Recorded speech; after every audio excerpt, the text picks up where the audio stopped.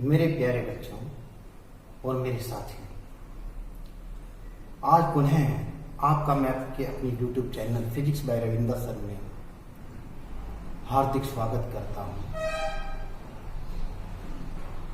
आज हमारा जो टॉपिक है वो गॉस थ्योरम पर ही रहेगा। हम गॉस थ्योरम की एप्लीकेशंस कर रहे थे, तो उसमें कुछ एक एप्लीकेशन हमारी रहती है, बची हुई है, तो उन्हीं को ही हम आज पूरा करेंगे। देखो बच्चों, ये जो एप्लीकेशन है एग्जाम की दृष्टि से बड़े ही इंपॉर्टेंट है। किसी भी एग्जाम में पूछ ली जाती है, जैसे IIT हो, AIEEE हो, नीट हो, किसी भी एग्जाम में पूछ ली जाती है। और ये जो एप्लीकेशंस हैं हार्ड नहीं है ज्यादा, और मैं तो ये कहता हूं +2 लेवल तक की जो फिजिक्स है हम इसको हार्ड नहीं कह सकते, आसान ही है। बस क्या है, थोड़ा सा ध्यान देना पड़ता है। क्लास में अगर हम सही ढंग से ध्यान दे लें तो घर पे ज्यादा पढ़ने की जरूरत नहीं होती।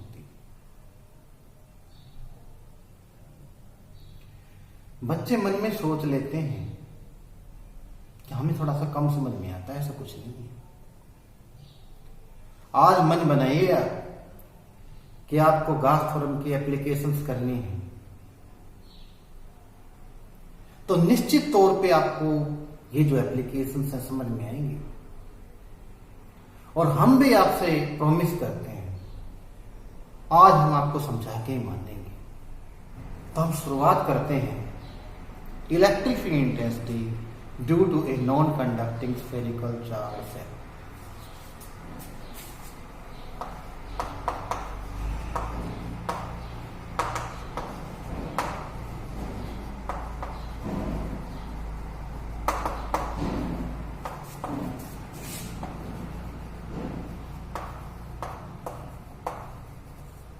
नॉन कंडक्टिंग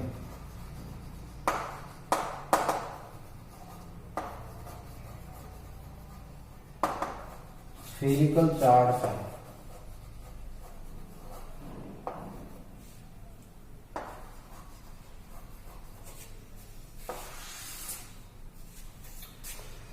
बच्चों, ये जो एप्लीकेशन है ये उसी तरह से है जैसा हमको बताया था।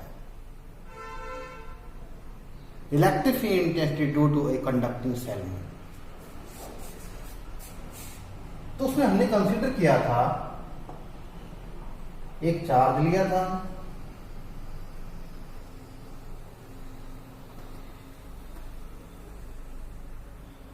और एक सरफेस लिया था।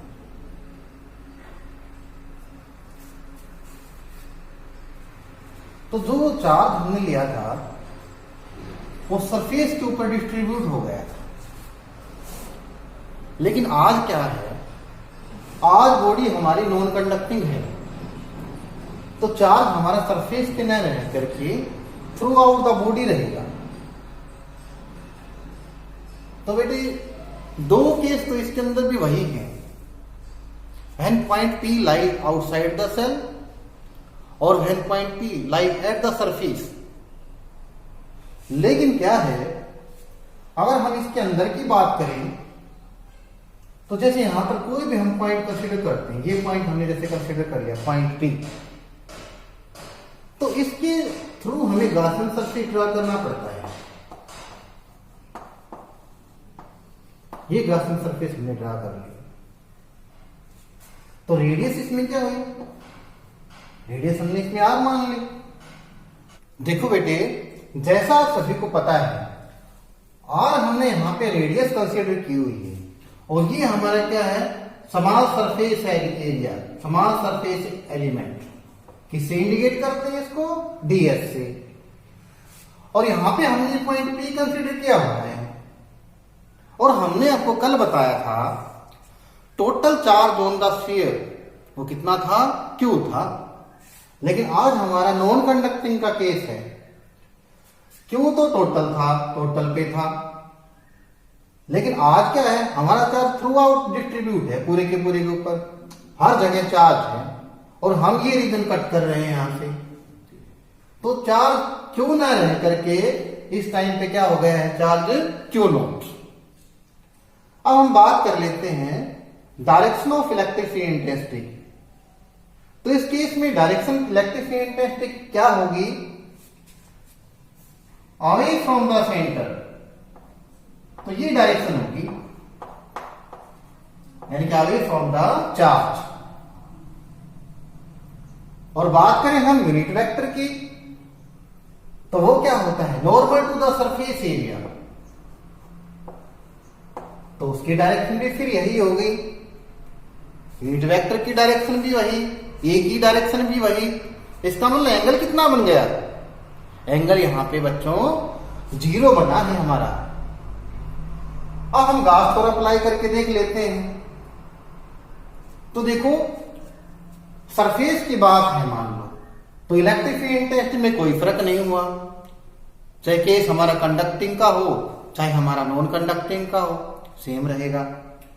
आउटसाइड द सरफेस कहे तो भी हमारा वही रहेगा, कोई किसी प्रकार का चेंज नहीं, 2 स्टेप तो कल वाले ही रहेंगे, सेम टू सेम। फर्क कहां है, फर्क ये अब आया है फर्क, क्योंकि हमने हिस्सा कट किया है inside the spherical shell. Conducting वाली में तो क्या था, चार्ज 0 था अंदर, क्योंकि सारा का सारा चार्ज कहां था, ओवर द सरफेस, और लेकिन यहां तो चार्ज हर जगह है। तो हमारा यहां पे चार्ज कितना है जो हम ये कट करना चाह रहे हैं इसके ऊपर, इसलिए हम क्यू नॉट कंसीडर करेंगे, क्योंकि टोटल चार्ज हमारा कितना है, क्यू। तो हम केवल इनसाइड की बात करेंगे।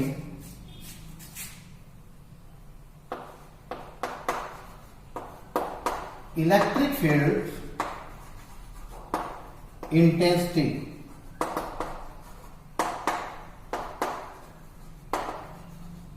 inside the cell. Now applying Gauss theorem.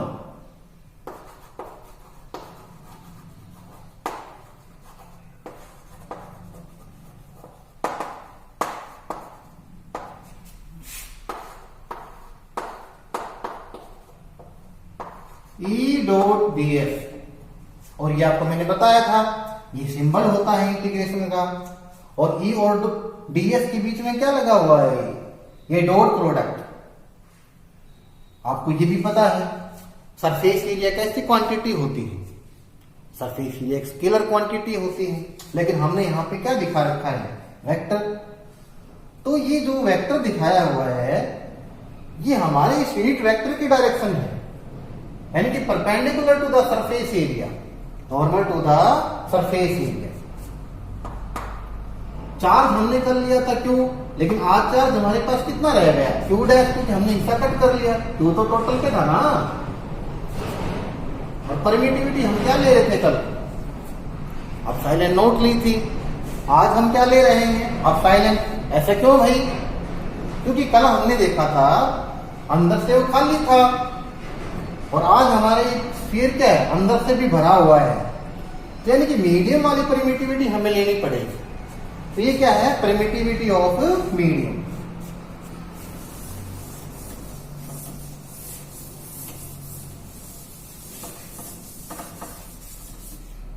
अब इसको सोल्व करते हैं।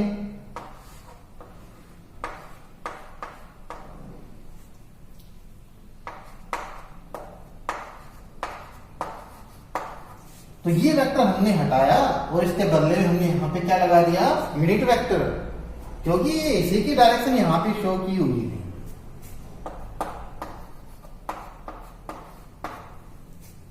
अब हम इस डॉट प्रोडक्ट को खोलेंगे, तो खोलो इस डॉट प्रोडक्ट को, तो हमने आपको फार्मूला बताया हुआ है, ए डॉट बी, तो ए का मैग्नीट्यूड यहां पे ए की जगह पे क्या है, ई है, ई का मैग्नीट्यूड क्या हुआ, ई।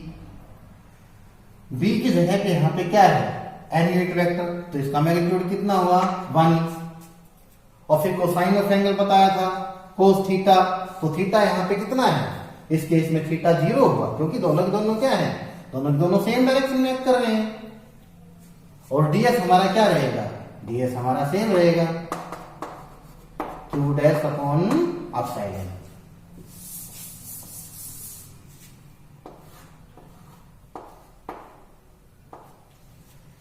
कोस जीरो की वैल्यू 1 होती है, आप सभी को पता है, मैथ में भी आप पढ़ते हो, ये पुरानी बात हो चुकी है।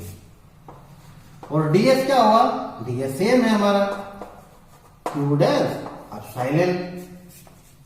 अब आपको पता है सभी को d किस चीज का सिंबल होता है, d सिंबल है डिफरेंशिएशन के लिए, और ये सिंबल किसका है भाई, इंटीग्रेशन का सिंबल है ये। और दोनों की क्या एबिलिटी होती है, दोनों रिवर्स होते हैं एक दूसरे के, तो ये क्या हो जाएंगे, एक दूसरे को कैंसिल करेंगे, और हमारे पास यहां क्या बचेगा, केवल e इंटू एस बचेगा, q डैश एप्सिलॉन। हमारा मेन एम तो क्या है भाई, हम तो e फाइंड आउट करना चाहते हैं, e निकालने की कोशिश कर रहे हैं। और s क्या चीज है, s इसका सरफेस एरिया हो गया, तो सरफेस एरिया हमारा कितना हुआ, 4 पाई आर स्क्वायर।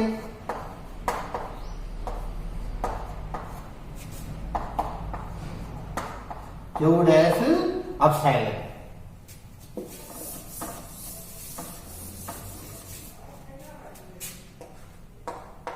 और हम इसको क्या लिख सकते हैं भाई, q डैश 4 पाई एप्सिलॉन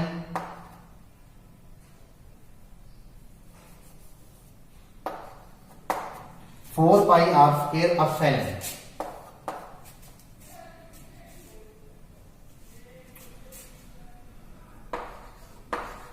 अब आपको पता है कल सरफेस था, तो हमने कौन सी डेंसिटी कंसीडर की थी, सरफेस चार्ज डेंसिटी। लेकिन अब ये चार्ज अंदर भरा हुआ है, तो हमें कौन सी कंसीडर करनी पड़ेगी, हमें वॉल्यूम चार्ज डेंसिटी कंसीडर करनी पड़ेगी।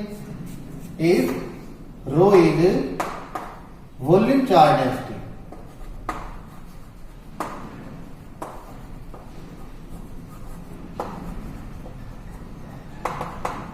रो हमने मान ली है वॉल्यूम चार्ज डेंसिटी।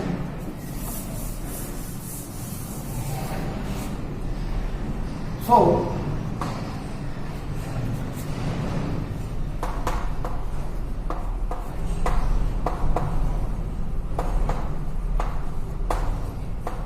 डेंसिटी को हम क्या लिख सकते हैं, हम लिख सकते हैं चार्ज अपॉन वॉल्यूम।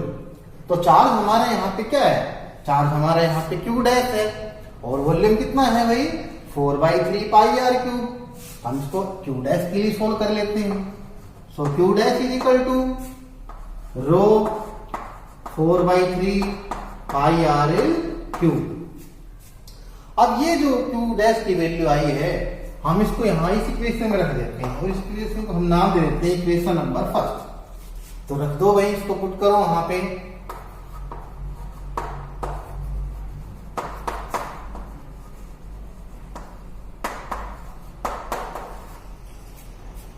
तो इसको वहां पे पुट करेंगे, put this value in equation first.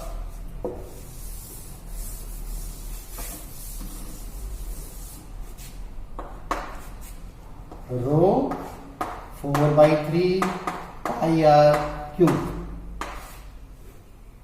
और नीचे फिर क्या है हमारे पास 4 पाई आर स्क्वायर एप्सिलॉन। अब जो चीज कटती है उसको हम कट कर लेंगे, और जो बाकी बचेगा उसको लिख देंगे। तो यहां देखो, पाई से पाई कैंसिल आउट, 4 से 4 कैंसिल आउट, आर क्यूब ऊपर है और आर स्क्वायर नीचे है, तो आर स्क्वायर से आर स्क्वायर कटेगा, एक चीज यहाँ पे आर की वैल्यू बच जाएगी, एक आर बचेगा। Rho into are upon 3 epsilon. तो ये हमारा फार्मूला है इलेक्ट्रिक फील्ड इंटेंसिटी का, क्योंकि ये आर स्क्वायर है, ऊपर क्या है आर क्यूब, तो ये फिर पावर है ना, ऊपर जाके इसमें से लेस हो गई, तो 3 - 2 तो 1 आ गई ना, और 1 को फिर हम लिखते नहीं है। तो यहां से हम क्या नोट कर रहे हैं कि डायरेक्ट इलेक्ट्रिक फील्ड इंटेंसिटी है वो रेडियस के क्या हुई, रेडियस के डायरेक्टली प्रोपोर्शनल।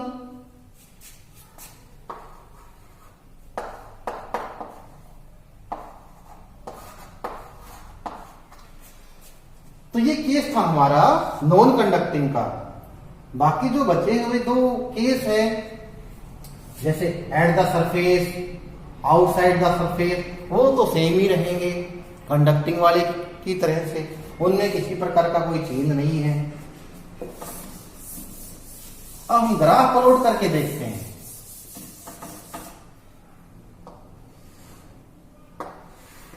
ग्राफ हमारा होगा इलेक्ट्रिकल इंटेंसिटी और आर के बीच में। तो देखो कल हमने ग्राफ ड्रा किया था इस तरह का कुछ। यहां इस पॉइंट पे क्या था, जो हमारा रेडियस था उसकी वैल्यू क्या थी, small r is equal to capital r, क्योंकि ये जो है ना ये हमारा क्या था, ये capital R.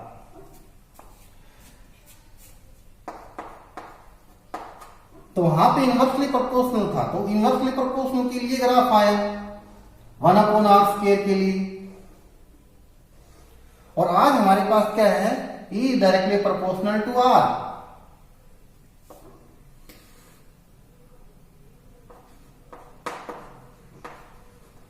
E directly proportional to R। तो ये स्ट्रेट लाइन हो गई, ये यहां से यहां तक। और ये जो मैक्सिमम है हाइट आपकी, ये किसके लिए है, मैक्सिमम वैल्यू इलेक्ट्रिक इंटेंसिटी है। ये कहां हो, किसके लिए है, ये एट द सरफेस की बात हो रही है यहाँ पे, एट द सरफेस। और ये कहां है, एट द सेंटर, और ये आउटसाइड द स्फेरिकल सेल।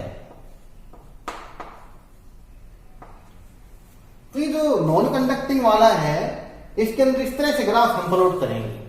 तो केवल डिफरेंस क्या होगा कल वाले और आज वाले टॉपिक में, केवल यही है, बस यहां पर उसकी वैल्यू कितनी थी, E इज इक्वल टू 0। क्यों, क्योंकि कल तो चार्ज था ही नहीं सेंटर के अंदर, इनसाइड द सेल, और आज हमारे पास चार्ज है।